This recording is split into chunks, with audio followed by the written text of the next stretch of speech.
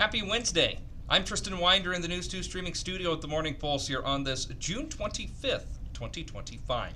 We begin with news just into the News 2 newsroom yet this morning, as the NEBRASKAland Days organization has announced they will be holding a press conference at 12:15 Central today. The executive director, Bob Lantis, sent a press release to local media outlets about the press conference. No other details were provided at the time. However, stick with News 2 as we will be providing a live stream from the press conference on our website beginning today at 12:15 Central. And then, of course, we'll have details as the day progresses, both on air and online. Again, NEBRASKAland Days announcing a press conference for this early afternoon. No other details being provided in the midst of this 2025 festival.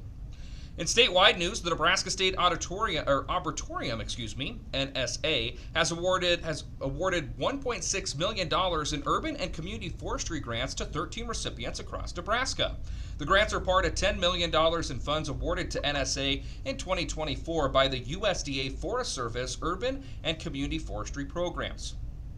Communities that have been awarded some of the grant funds include Gothenburg, Gordon, Ogallala, and Scottsbluff for their downtown project as well. The goal of the grant program is to improve Nebraska community forestry infrastructure by removing hazardous and dangerous trees, supporting tree care, and planting to preserve tree canopy cover, and completing workforce training in the tree care industry as well. In other statewide news today, communicating through data, that's what one UNL website is hoping to achieve in order to help communities in our state see what they may need to be improving.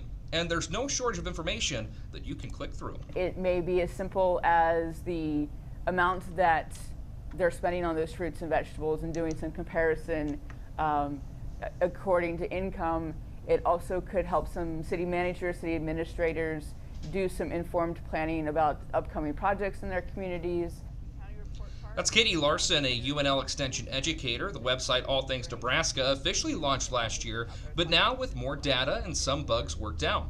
The university is pushing for people to use the service. On the site, you'll find various maps showcasing more than 30,000 data sets from federal, state, and local sources. One example touches on leisure time and physical activity. It also shows assessments of each county and how they compare against the state average for criteria like violent crime and student reading ability as well.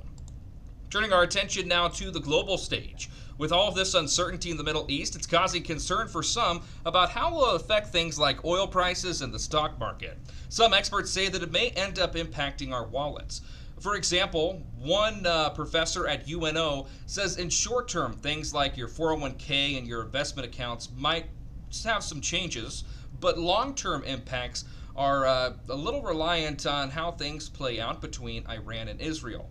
We're told that you should not expect to see dramatic changes at grocery stores or at the gas pump for now.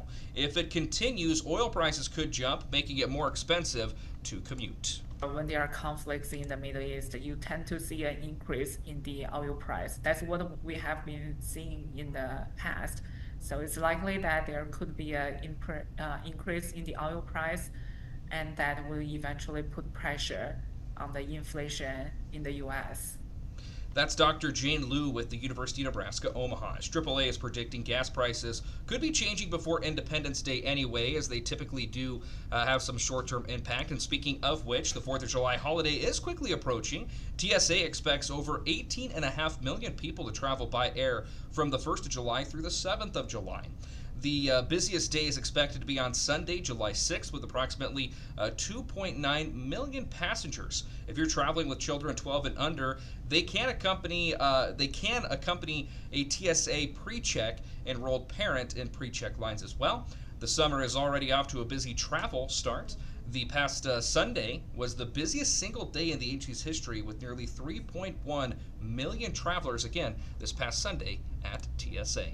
Rounding out the Morning Pulse here on this Wednesday, June 25th, 2025, with a check of the 7-day forecast. Have a storm watch issued from the News 2 Severe Weather Center for today. Temperatures in the low 80s for today. Had some severe activity that kind of began developing in our region in the Chase County Imperial region last night. Looks like there's still some flooded roadways out in that area as well. Can't rule out chances of severe weather continuing today, as we did see some of that severe weather move into the North Platte region late yesterday.